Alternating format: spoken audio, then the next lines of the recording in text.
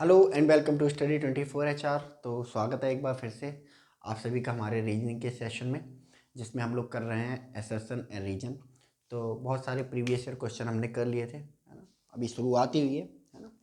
और अभी बहुत सारे जो प्रीवियस ईयर क्वेश्चन हैं वो अभी करने बाकी हैं। तो बहुत सारी प्रैक्टिस होने वाली है सेशन में, और मैं आपको श्योर करता हूँ कि हम इतनी प्रैक्टिस कर लेंगे कि आपको फिर कहीं बाहर से जो है एसएसएन रीजन पढ़ने की बहुत ज़्यादा ज़रूरत नहीं पड़ने वाली है। ठीक है, तो चलिए हम लोग बिना देर किए हुए शुरू करते हैं। चलिए नेक्स्ट क्वेश्चन।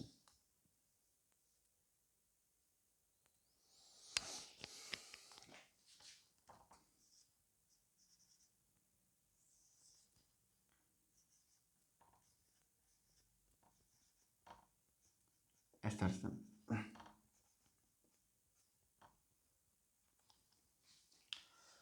पहला असर्शन हमारा कहता असर्शन हमारा कहता है कि the steam engine was invented by James Watt. The steam engine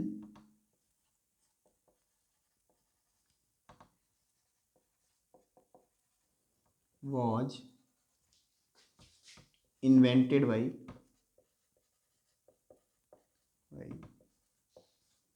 James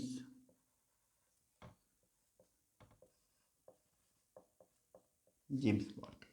ठीक है, reason,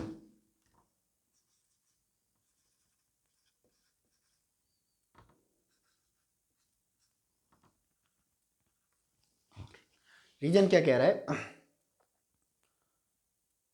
there was a problem of taking out water. There was a problem was a problem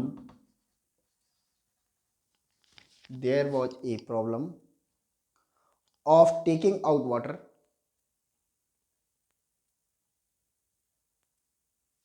There was a problem of taking out water from flooded mines. Of taking out water from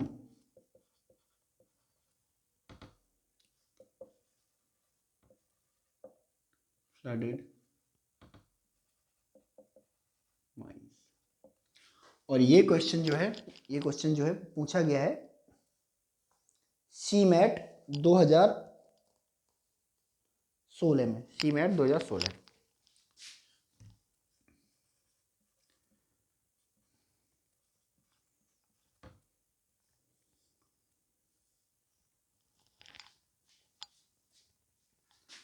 option क्या देके रखे हैं?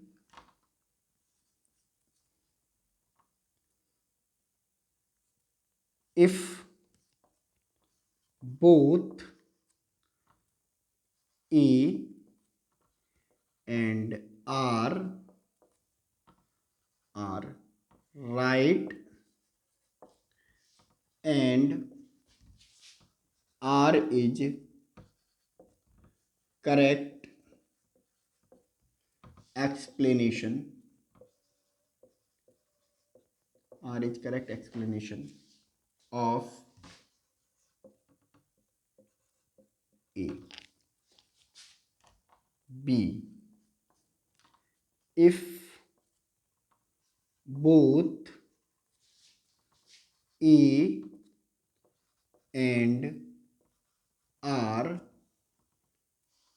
are right but R is not correct explanation of A. C, if A is true and R is false. D, if A is false and R is true। ठीक है, ये question है cement 2016 में पूछा गया है। ठीक है, तो असर्शन रीजन को सॉल्व करने का तरीका 2 स्टेप। ठीक है, स्टेप 1 क्या कहता है? Step 1, find out whether both A and R is right or wrong।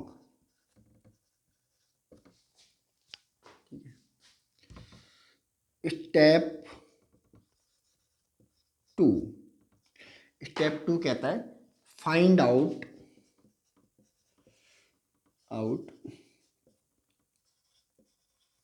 whether R is the correct explanation of A or not। ठीक है, इन दोनों पैरामीटर्स पे, इन दोनों स्टेप के थ्रू हम अपने असर्शन और रीजन को सॉल्व करेंगे। तो पहला जो असर्शन है हमारा वो क्या कह रहा है ना, तो स्टेप 1 के थ्रू चलेंगे हम लोग। क्या है ना, पहले तो ये पता कर लें कि भाई जो हमारे असर्शन और रीजन है वो राइट है या नहीं है, रॉन्ग है। ठीक है, राइट होंगे तभी हम स्टेप 2 की तरफ चलेंगे। तो पहला असर्शन क्या कह रहा है कि the steam engine was invented by James what. जो स्टीम इंजन है, भाप का इंजन, किसके द्वारा बनाया गया था? जेम्स वॉट के द्वारा बनाया गया था। ठीक है, तो सबको पता है, साइंटिफिक फैक्ट है ना, एक हिस्टोरिकल फैक्ट है कि भाई जिस स्टीम इंजन है वो जेम्स वॉट के द्वारा बनाया गया। तो हमारा जो असर्शन है वो ठीक हो जाएगा। दूसरा क्या है कि there was a problem of taking out water from flooded mines, है ना। There was a problem of taking out water from flooded mines, यानी कि जो समस्या थी किसकी?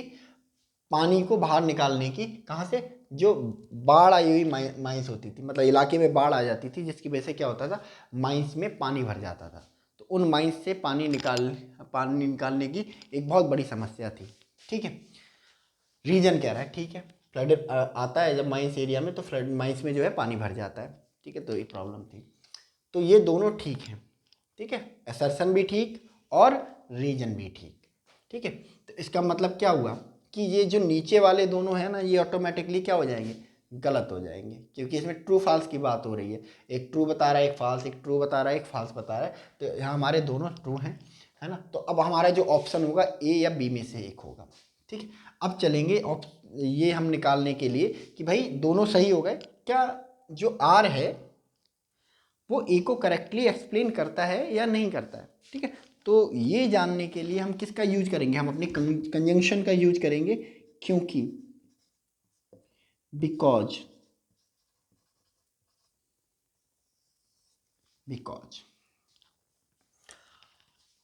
कह रहे हैं कि भाई असर्शन को देखें, रीजन को देखें, फिर इन्हें कनेक्ट करें। कह रहे हैं भाई जो स्टीम इंजन है वो इन्वेंट किया किसने? जेम्स वॉट ने।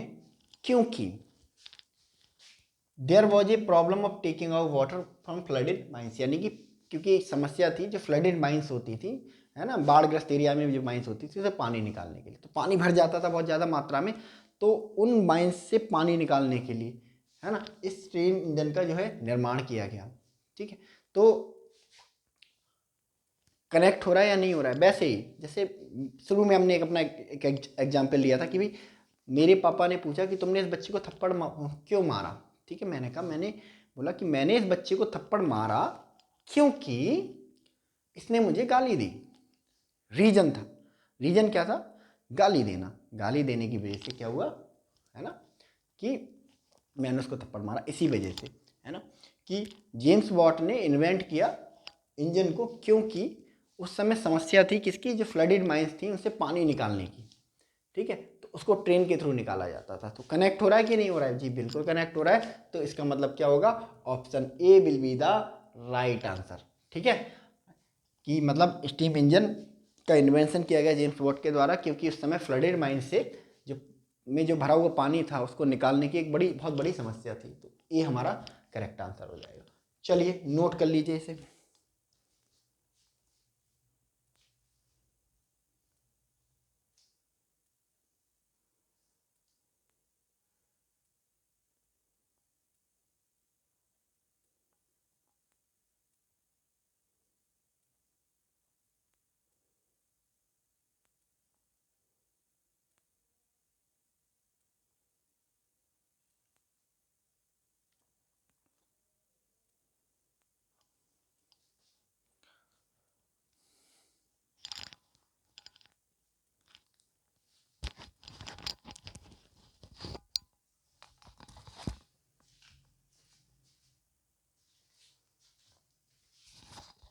चलिए नेक्स्ट।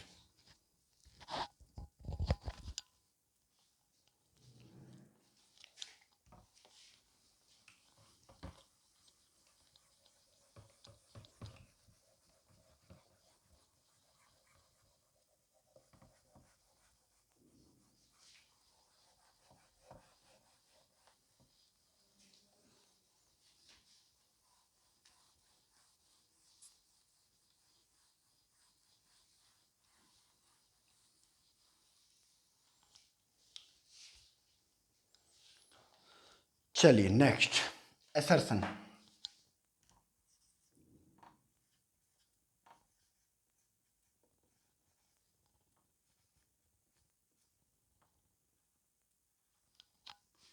क्या है असर्शन, क्या कह रहा है, असर्शन कह रहा है कि भाई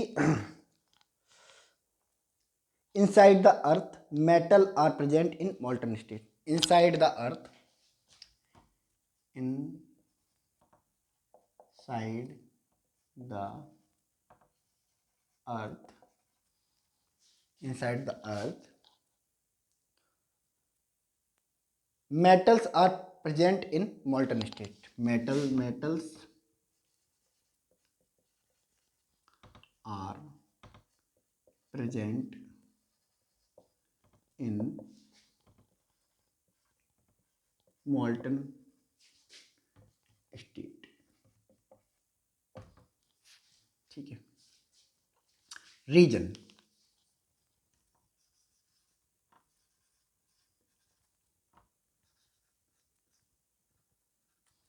रीजन क्या कह रहा है, रीजन कह रहा है भाई earth absorb the sun rays, earth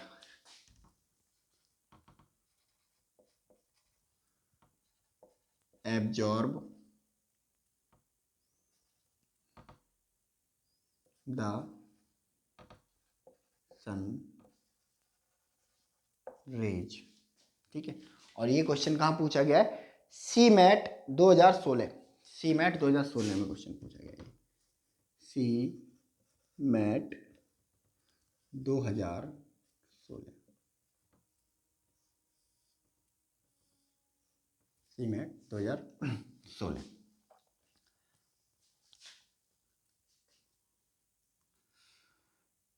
option, option A if both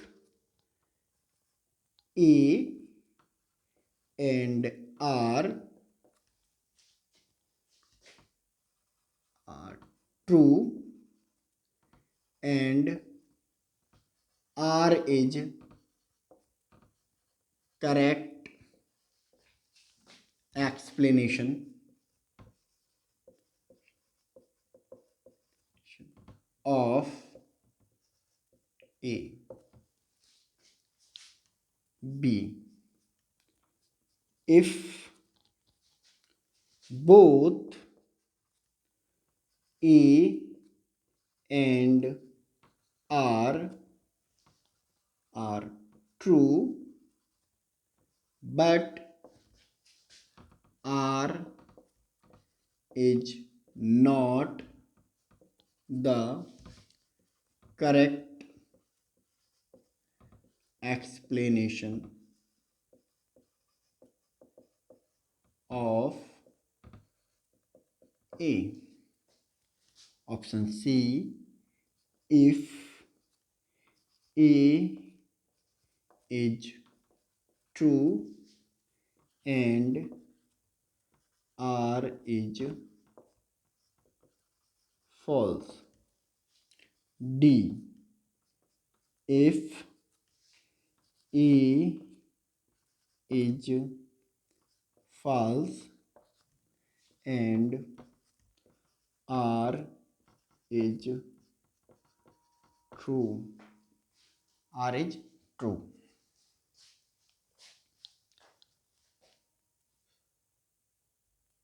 ठीक है, क्वेश्चन को कैसे सॉल्व करेंगे? 2 स्टेप है हमारे, है ना, हमेशा याद रखेंगे। Step 1,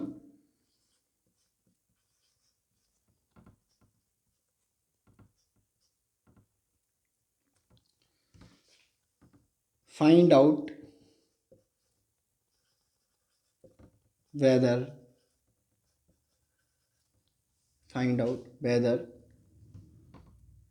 A and whether both A and R are correct or not. Step 2, find out whether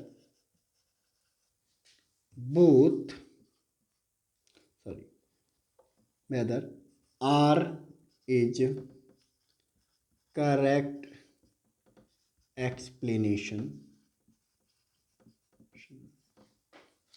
of A or not. ठीक है, स्टेप 1 और स्टेप 2 ये है। ठीक है, चलो हम स्टेप 1 से अपनी शुरुआत करते हैं, है ना, कि पहले हम फाइंड आउट तो करें कि ए करेक्ट है या आर करेक्ट है। ठीक है, या दोनों करेक्ट है। तो पहला एसर्शन देके रखा है, inside the earth metal are present in molten stage. Inside the earth मतलब धरती के अंदर, मेटल्स मतलब धातु है, प्रेजेंट मतलब है ना उपस्थित, इन मोल्टन मतलब होता है लिक्विड फॉर्म में। ठीक है, कह रहा है कि भाई धरती के अंदर जो मेटल्स है ना वो किस में, लिक्विड फॉर्म में पाई जाती हैं, गली हुई फॉर्म में, मोल्टन, है ना, मोल्टन फॉर्म में पाई जाती हैं। तो आप देखो जो लावा निकलता है किस फॉर्म में होता है, मोल्टन फॉर्म में होता है। इसी तरह अंदर हीट होने के कारण, है ना, सारी जो मेटल्स हैं वो किस में पाई जाती हैं, अर्थ के अंदर मोल्टन मतलब द्रव की, लिक्विड की फॉर्म में पाई जाती हैं। क्योंकि जैसे जैसे अर्थ में हम क्रस्ट से मेंटल से कोर की तरफ बढ़ते हैं, हीट क्या है, बढ़ती जाती है। ठीक है, तो इस हीट के कारण क्या होता है कि जो धातुएं हैं, जो मेटल्स हैं, वो पिघल जाती हैं। ठीक है, तो पिघली होने के बहुत ज़्यादा गर्मी होने के कारण जो मेटल्स हैं वो पिघली हुई होती है। तो ये बात बिल्कुल सही है, प्रूफ है कि अर्थ के अंदर जो मेटल्स है वो गलित अवस्था में या लिक्विड अवस्था में जो है, लिक्विड उसमें पाई जाती हैं। तो बिल्कुल सही है, तो एसर्शन हमारा ठीक है। Reason, earth absorbs the sunrays, earth absorbs the sunrays, जो अर्थ है वो एब्जॉर्ब कर देती है सनरेज को। क्या ये बात सही है? नहीं, ये बात बिल्कुल सही नहीं है। अर्थ क्या करती है ना, उस टाइम जो अर्थ की जो रेज आती है उनको, कुछ रेज को रिफ्लेक्ट भी कर देती है ना, बहुत बड़ी मात्रा में। अदरवाइज तो डेली अर्थ गर्म होगी, है ना, तो अर्थ क्या करती है, रिफ्लेक्ट कर देती है बहुत बड़ी मात्रा में, तो अर्थ एब्जॉर्ब नहीं करती रेज को। ठीक है, ये गलत है। तो दोनों जब हम, एक सही है और एक गलत है, तो स्टेप 2 पे हमें वैसे जाने की जरूरत नहीं है। हमारा ऑप्शन क्या हो जाएगा, ठीक है, ए सही है, आर गलत है, तो A is true, R is false, C will be the answer. ठीक है, और अगर हम फिर भी स्टेप 2 की तरफ जाके देखते हैं तो देखो फिर भी गलत हो जाएगा। ठीक है, अगर हम कनेक्ट करें क्योंकि से, है ना, अर्थ के अंदर जो सारी मेटल्स होती हैं किस फॉर्म में पाई जाती हैं, मोल्टन स्टेज में पाई जाती हैं, क्योंकि अर्थ एब्जॉर्ब कर लेती है सन रेज को। तो मेल्टोनिक जो मेटल्स हैं उनके मोल्टन उसमें फॉर्म में होने की वजह अर्थ का जो सन से आने वाली रेज है वो नहीं है, अर्थ की इंटरनल हीट है। ठीक है, तब भी ये गलत हो जाएगा। तो option C will be the right answer, note कर लीजिए आप इसे।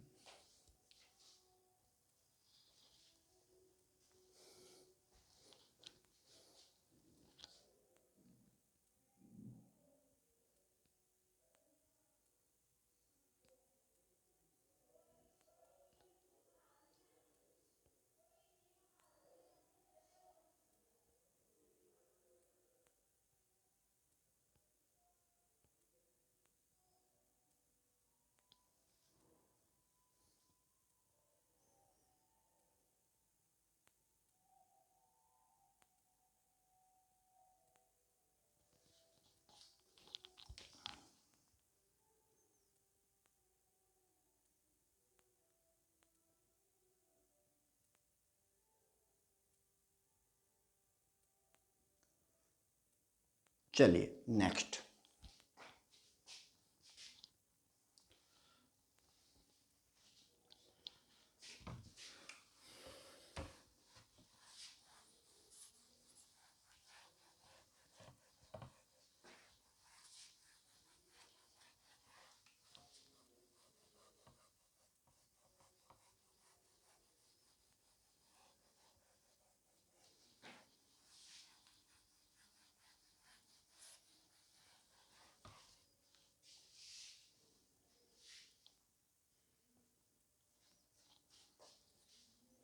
Assertion,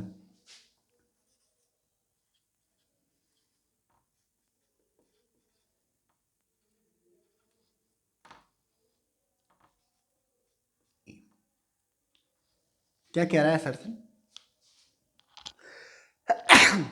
sorry, the escape velocity from the surface of moon, the escape velocity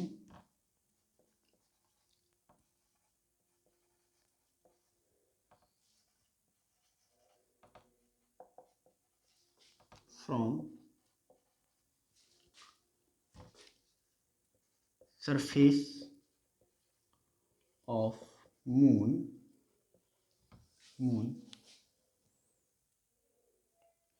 is less than is less than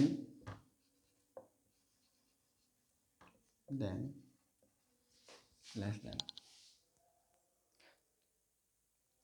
that from the earth surface, from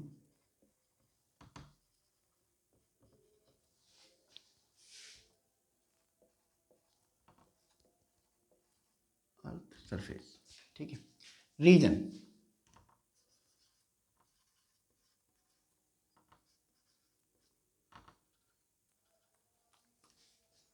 reason क्या कह रहा है? Reason कह रहा है कि moon has no atmosphere, moon has no atmosphere, the moon has no atmosphere, moon has no atmosphere. और ये क्वेश्चन पूछा गया है मैट 2011 में, मैट 2011 में।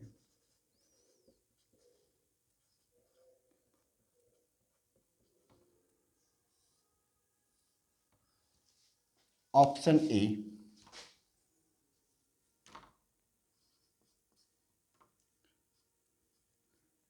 if both A and R true and R is correct explanation, R is correct explanation of A, of A. B, if both A and R are true, but R is not correct explanation of A. C. If A is right and R is false, ठीक है, right को हटा के true रखेंगे यहाँ पे, A is true and R is false. D. If A is false and R is true. ठीक है, तो ये क्वेश्चन है हमारा, मैट 2011 में इसको पूछा गया है। Step 1,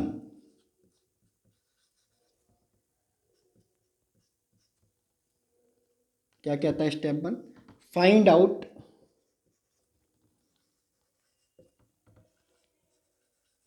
whether both A and R are true or not. Step 2, find out whether R is correct explanation of A or not. ठीक है, ये स्टेप हमारे 2 हैं, इनको हम फॉलो करेंगे। तो हम चलते हैं, पहले फाइंड आउट करें कि ये दोनों सही हैं या गलत हैं। ठीक है, तो पहला है कि द एस्केप वेलोसिटी बी, ये वाला भी लगाएंगे, escape velocity from surface of moon is less than that of earth surface. ठीक है, जो एस्केप वेलोसिटी है ना मून की, ठीक है, वो अर्थ से क्या है, कम है। ठीक है, जो एस्केप वेलोसिटी है, एस्केप वेलोसिटी क्या होती है? एस्केप वेलोसिटी उस वेलोसिटी को कहा जाता है ना, जिस पर कोई ऑब्जेक्ट अर्थ को छोड़कर चला जाता है ना। तो हमारी जो एस्केप वेलोसिटी है वो 11.2 किलोमीटर पर आवर है ना, अगर आप फिजिक्स पढ़ेंगे तो उसमें जानेंगे।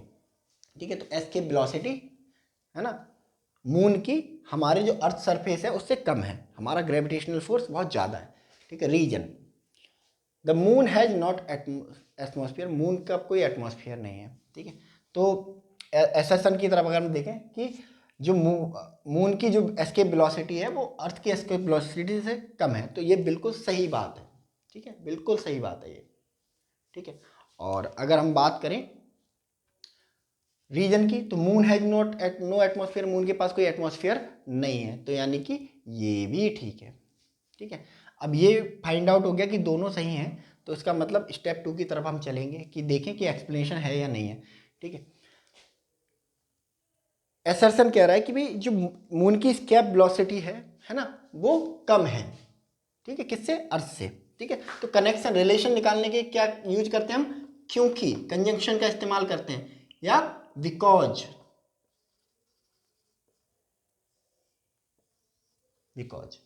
ठीक है, तो इससे जुड़ रहा है या नहीं जुड़ रहा है? तो असर्शन कह रहा है कि जो एस्केप वेलोसिटी है वो मून की वो अर्थ से कम है, क्योंकि मून पर एटमॉस्फेयर नहीं है।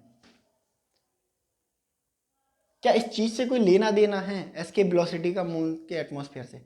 हाँ, ये ठीक हो सकता था कि मून पे कोई एटमॉस्फेयर नहीं है, क्योंकि है ना एस्केप वेलोसिटी क्या है, कम है मून की किसी अर्थ से।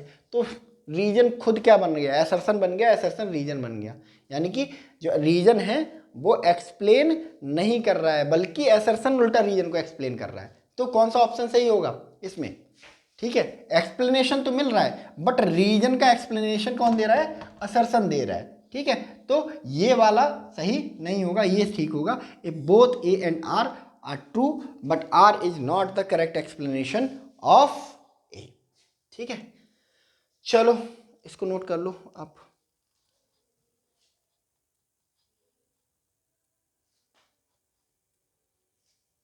ठीक है, चलिए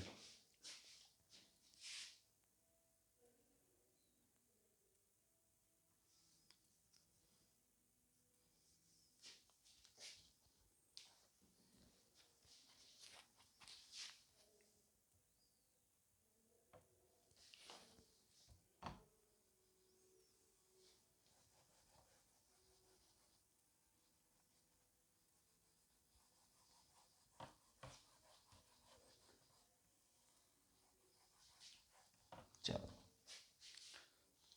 यहीं पे लिख लेते हैं एक क्वेश्चन और।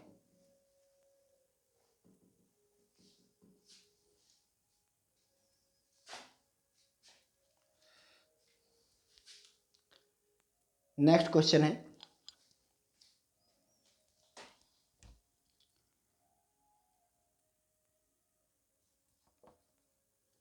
Competition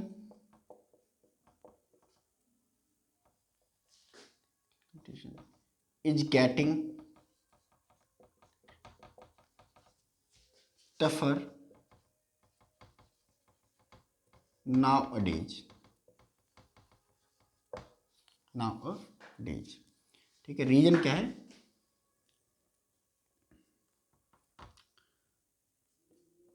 technology improved the skills of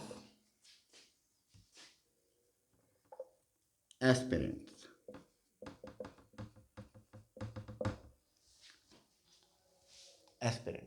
ठीक है। और ये भी पूछा गया है क्वेश्चन मैट 2011 में,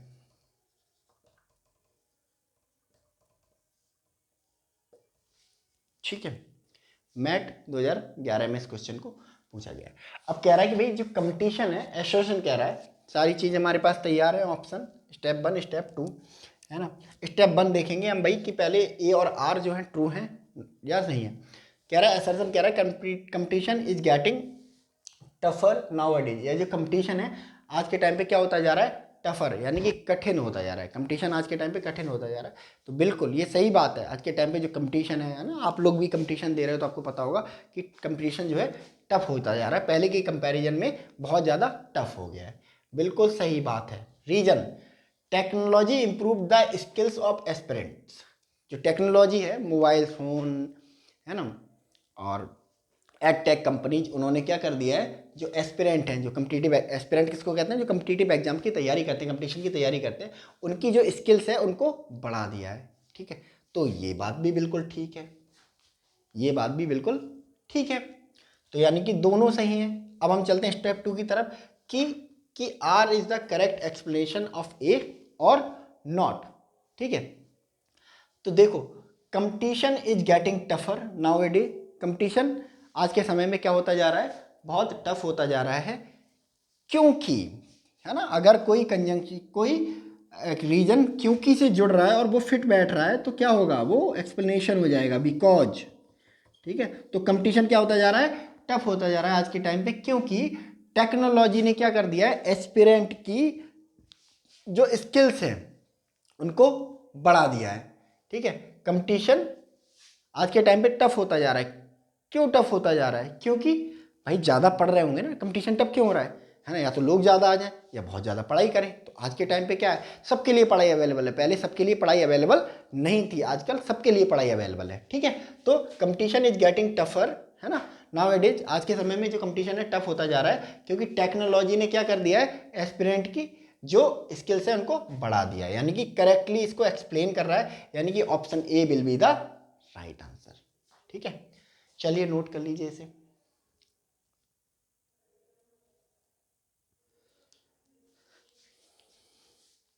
चलिए तो आज के इस सेशन में हम लोग इतना ही रखते हैं, और अभी जो कंटिन्यूस हमारी जो प्रैक्टिस है वो जारी रहेगी। ठीक है, तो मिलते हैं हम लोग नेक्स्ट सेशन में। तब तक के लिए आप लोग अपना ध्यान रखिए। Thank you so much. God bless you all.